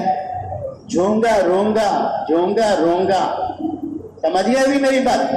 تو دنیا میں یہ سارا جھونگا ہے، اصل اعمال کا بدلہ اللہ آخرت میں دیں گے۔ اس کی دو وجہ بتاتے ہیں۔ پہلی وجہ یہ ہے کہ یہ دنیا اتنی چھوٹی سی ہے، ایک مومن کے ایک سبحان اللہ کے اجر کو سما نہیں سکتی۔ جب مومن بندہ سبحان اللہ کہتا ہے تو کیا ہو جاتا ہے؟ بولو، جنت میں درخت لگ جاتا ہے۔ سب کہہ دو سبحان اللہ۔ کیا ہو گیا؟ جنت میں درخت لگ گیا۔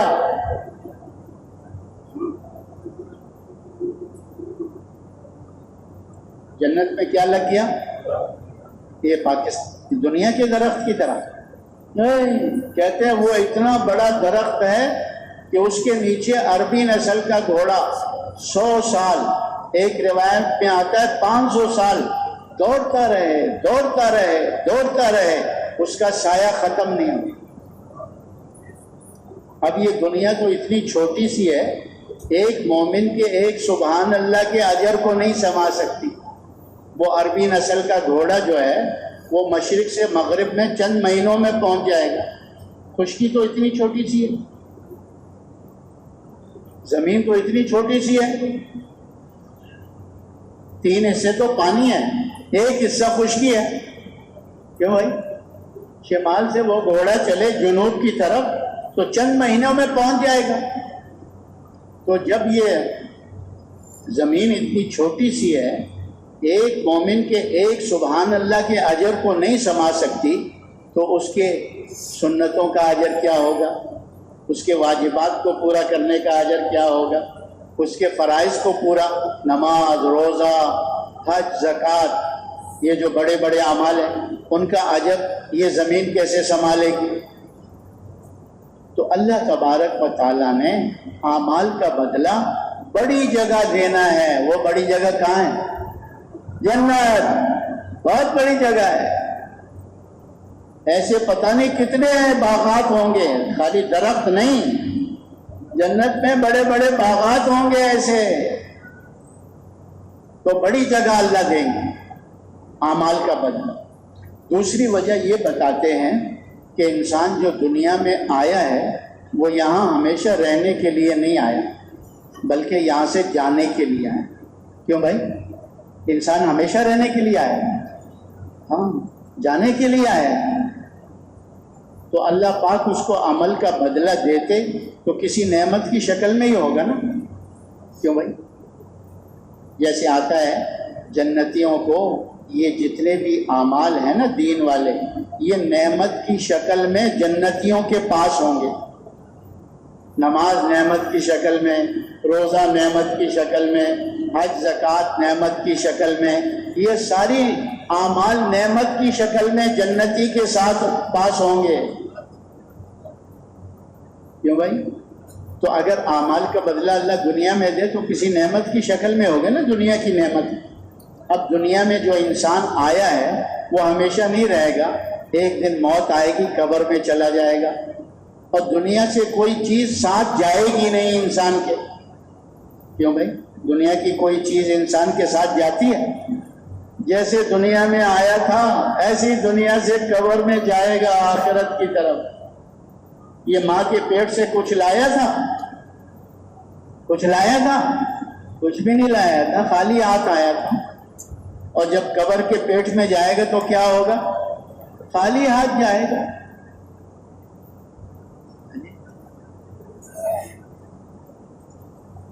ساری دنیا کو فتح کیا ذوالقرنین نے، ہاں، اور جب فتح ہو گئی دنیا، موت کا وقت آیا تو وصیت کی کہ جب میں مر جاؤں نا تو میرے ہاتھ کفن سے باہر نکال دینا۔ میرے ہاتھ کیا کرنا؟ ہاں۔ کسی نے پوچھا یہ وصیت کیوں کر رہے ہو؟ کہ دنیا والوں کو پتہ چل جائے سکندر جب گیا دنیا سے تو دونوں ہاتھ خالی تھے، ساری دنیا یہیں چھوڑ گیا۔ تو دنیا کی کوئی چیز آدمی کے ساتھ قبر میں جاتی نہیں ہے۔ یہ جو کفن پہناتے ہیں نا، یہ مسلمان کے اکرام کے طور پر، یہ شکل چھپا رہے اسے، جب قبر میں رکھ دیا جاتا ہے، یا اولی الابصار فاعتبروا یا اولی الالباب، کہ اے سمجھ عقل رکھنے والوں، ان واقعات کو دیکھ کر عقل حاصل کرو۔ اے آنکھوں والوں، ان واقعات کو دیکھ کر عبرت حاصل کرو، سمجھ حاصل کرو، کیونکہ ان قوموں نے اللہ کے دین کو چھوڑا اور گارے مٹی پر اپنی صلاحیتوں کو لگا دیا، اور پھر دنیا میں بھی ناکام ہو کر چلے گئے، اور آخرت میں تو بڑی ناکامی ان کے مقدر لکھی ہوئی۔ اس امت کے سامنے ان قوموں کے واقعات کو اللہ نے اسی لیے ذکر کیا کہ یہ امت اگر گارے مٹی میں لگ گئی، دنیا کے ٹھیکروں کو جمع کرنے میں لگ گئی، دین والے راستے کو چھوڑ دیا، تو صرف اپنا نقصان نہیں کریں گے بلکہ آنے والی نسلوں کا بھی نقصان کریں گے، کیونکہ ان کے ذمے اللہ نے لگایا ہے کہ خود بھی دین والی زندگی پہ چلنا ہے اور اس دین والی زندگی کو پوری دنیا میں پہنچانا ہے۔ یہ ہر مسلمان کی ذمہ داری ہے۔ اسی لیے اللہ تبارک و تعالیٰ نے قرآن کریم میں فرمایا، من عمل صالحا من ذکر او انثی وهو مؤمن فلنحيينه حیاتا طیبہ وَلَنَجْزِيَنَّهُمْ أَجْرَهُمْ بِأَحْسَنِ مَا كَانُوا يَعْمَلُونَ، کہ جو بھی نیک عمل کرے، یعنی دین کے مطابق زندگی گزارے، چاہے مرد ہے چاہے عورت ہے، بشرطے کہ وہ ایمان والا ہو، اللہ پاک فرماتے ہیں ہم ان کو دنیا میں طیب زندگی دیں گے، پاکیزہ زندگی۔ طیب زندگی، علماء اکرام فرماتے ہیں جو انسان دنیا میں اللہ سے چاہتا ہے وہ سب اللہ نے اس میں بیان کر دیا ہے۔ ہر انسان کیا چاہتا ہے کہ مجھے عزت مل جائے، مجھے چین مل جائے، مجھے سکون مل جائے، مجھے راحت مل جائے، مجھے عافیت مل جائے۔ کیوں بھائی؟ یہ ہر انسان کی چاہت ہے نا۔ اللہ نے طیب زندگی میں ان سب چیز کا ذکر کر دیا کہ جو نیک عمل کرے گا، چاہے مرد ہے چاہے عورت ہے، ہم اس کو دنیا میں طیب پاکیزہ زندگی دیں گے، جس میں عزت بھی ہوگی، جس میں چین بھی ہوگا، جس میں سکون بھی ہوگا، جس میں اطمینان بھی ہوگا، جس میں راحت بھی ہوگی، جس میں عافیت بھی ہوگی. ہاں یہ اللہ پاک نے بیان کر, کیونکہ بعض آیتوں کی تفسیر ہے. ایک جگہ اللہ فرما رہے ہیں وَلِلَّهِ الْعِزَّةُ وَلِرَسُولِهِ وَلِلْمُؤْمِنِينَ کہ عزتیں اللہ کے لیے ہیں, اللہ کے رسول کے لیے ہیں, اور کس کے لیے ہیں بھائی؟ ایمان والوں کے لیے ہیں. ایمان ہوگا تو اللہ عزت سے نوازے گا. اللہ نے یہ نہیں فرمایا بڑی کرسی ہوگی تو عزت والا بنے گا, بڑا بیلس ہوگا تو عزت والا بنے گا, بڑا لینڈ لارڈ ہوگا, زمیندار ہوگا تو کارخانے دار ہوگا تو بڑی عزت والا بنے گا. نہیں, ایمان ہوگا تو اللہ عزت سے نوازے گا. ایک روایت میں, ایک آیت میں اللہ فرما رہے ہیں الذین آمنوا تطمئن قلوبهم بذکر اللہ الا بذکر اللہ تطمئن القلوب.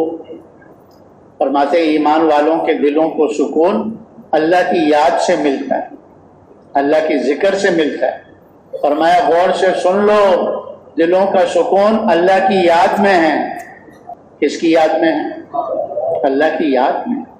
ہاں آج آدمی چیزوں میں سکون تلاش کر رہا ہے اور مارا پھر رہا ہے, اور جہاں اللہ نے رکھا نہیں وہاں تلاش کر رہا ہے, اور جہاں اللہ نے رکھا ہے وہاں آتا نہیں. تو اللہ کی یاد میں دلوں کو سکون ملتا ہے, اطمینان ملتا ہے, راحت ملتی ہے. ہاں راحت ملتی ہے. اور یہاں ذکر سے مراد جو ہے صرف تسبیح نہیں ہے کہ سبحان اللہ الحمدللہ اللہ اکبر یہ پڑھ لیا کافی نہیں.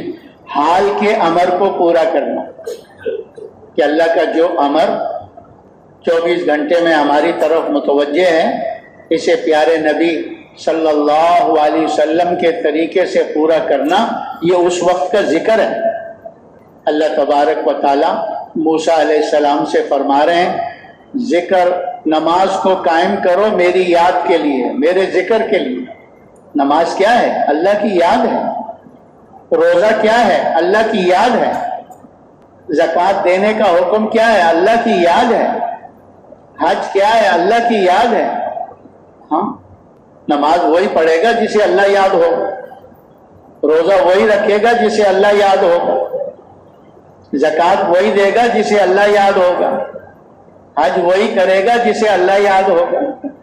تو یہاں ذکر سے مراد جو ہے وہ حال کے امر کو پورا کرنا. جس وقت میں اللہ کا جو امر متوجہ ہو اسے پیارے نبی صلی اللہ علیہ وسلم کے طریقے سے پورا کرنا, یہ اس وقت کا ذکر ہے, اس وقت اللہ کی یاد ہے. اسی لیے دوسری آیت میں اللہ فرماتے ہیں من اعرض عن ذکری فإن له معیشة ضنکا کہ جو ہمارے ذکر سے اعراض کرتا ہے ہم اس کی زندگی کو تنگ کر دیتے ہیں.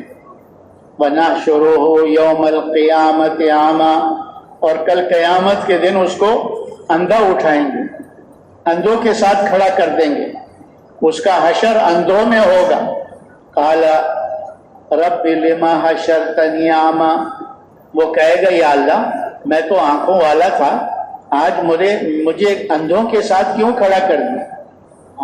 تو اللہ پاک فرمائیں گے میری آیتیں آئیں, میرے احکامات آئے اور تم آنکھ بند کر کے گزر گئے, دیکھا بھی نہیں کہ اللہ کا کیا حکم ہے. تو دنیا میں اندھے بن کر چل رہے تھے اس لیے آج تمہارا حشر اندھوں میں کر دیا. تو یہ دنیا کی چین سکون اطمینان تو یہ تو تھوڑے وقت کے لیے ہے. دنیا کی زندگی ہے کتنی, بہت تھوڑی سی ہے.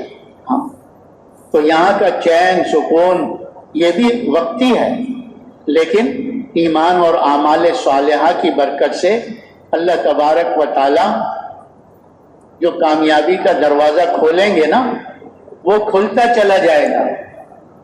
موت سے فرشتے آئیں گے, بڑے اطمینان سے روح کو نکالیں گے اور اللہ کی بارگاہ میں لے جائیں گے. اور یہاں رشتہ دار غسل اور کفن پہنائیں گے, فرشتے پہلے اس کو جنت کا کفن پہنا دیں گے. اور پھر جب قبر میں اتارا جائے گا تو قبر اس کا استقبال کرے گی. قبر اس کا استقبال کرے گی. قبر اس کے لیے جنت کا باغ بن جائے گی.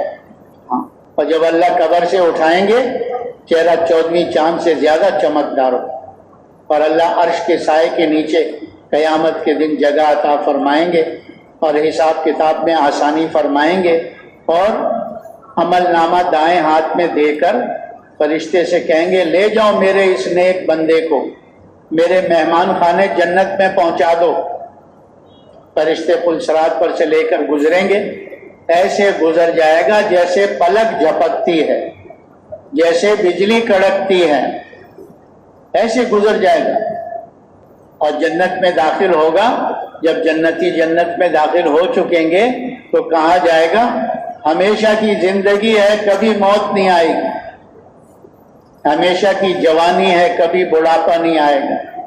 ہمیشہ کی صحت ہے، کبھی بیماری نہیں آئے گی.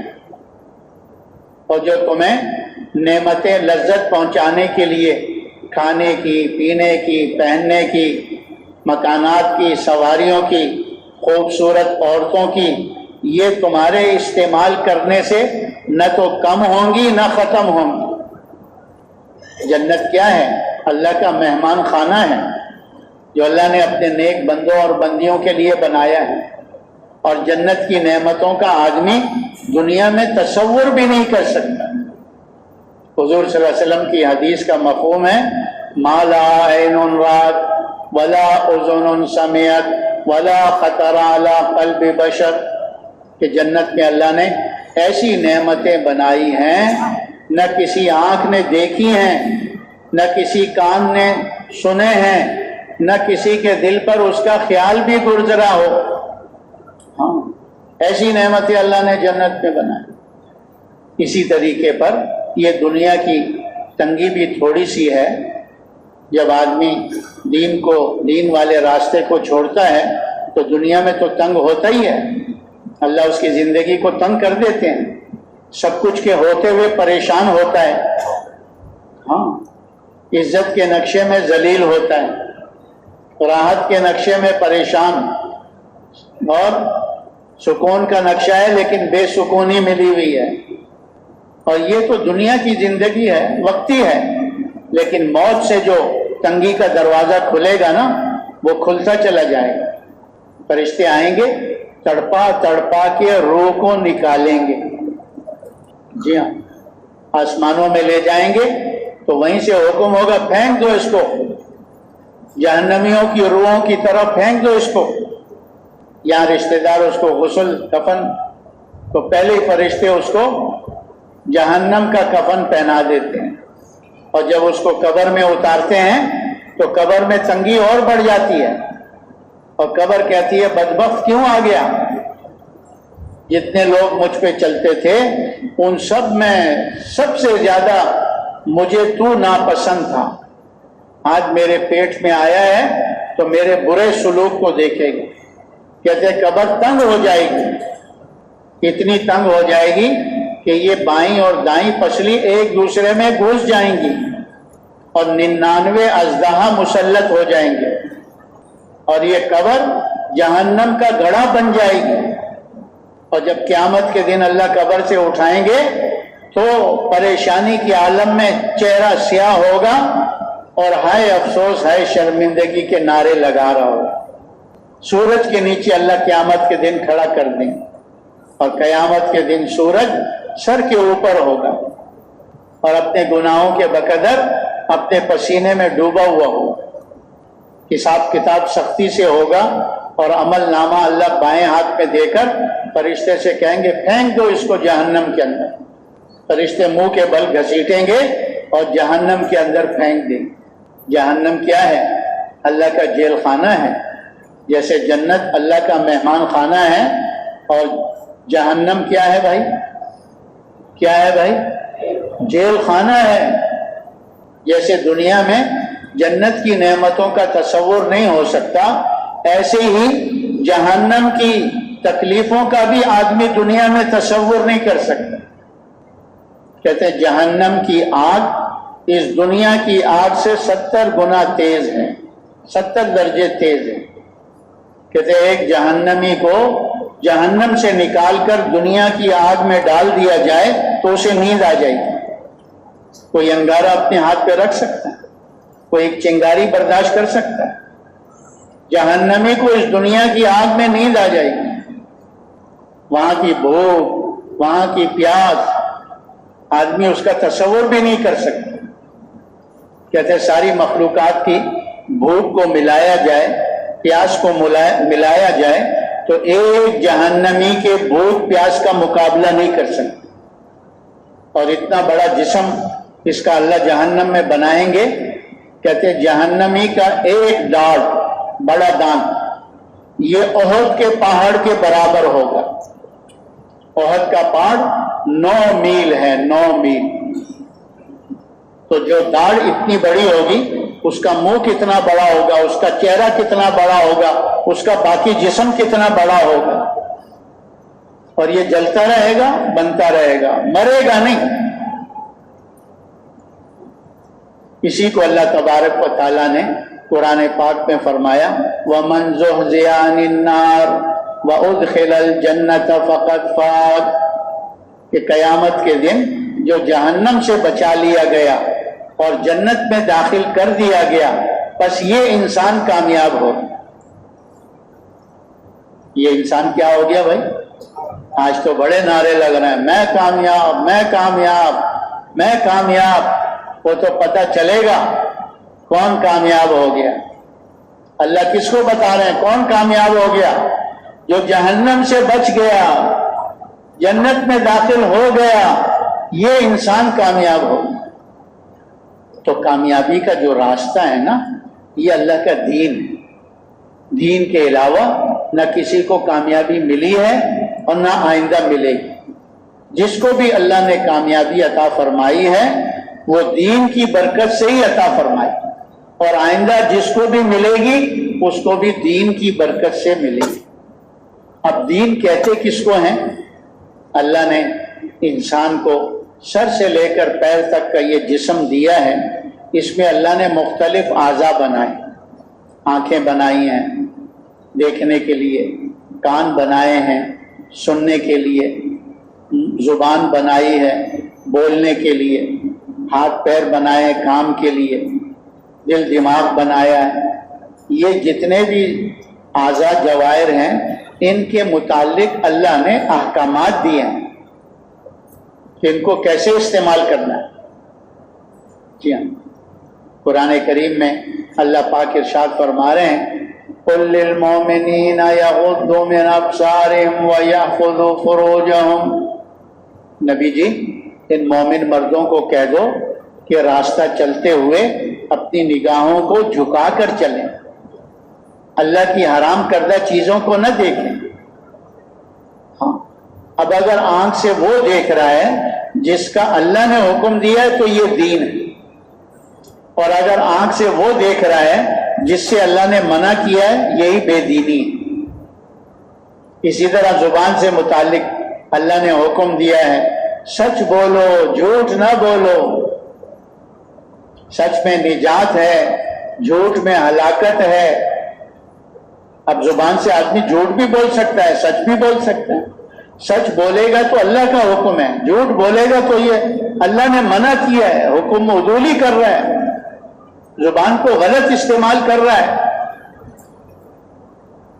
کانوں سے متعلق اللہ نے حکم دیا ہے کہ اس سے اچھی باتیں سنو، قرآن سنو، دین کی بات سنو۔ ہاں جی، اگر ان کانوں سے ساز و آواز سن رہا ہے، غیر محرم عورتوں کی آوازیں سن رہا ہے اس کان سے، تو یہ اللہ کے حکم کے خلاف ہوا۔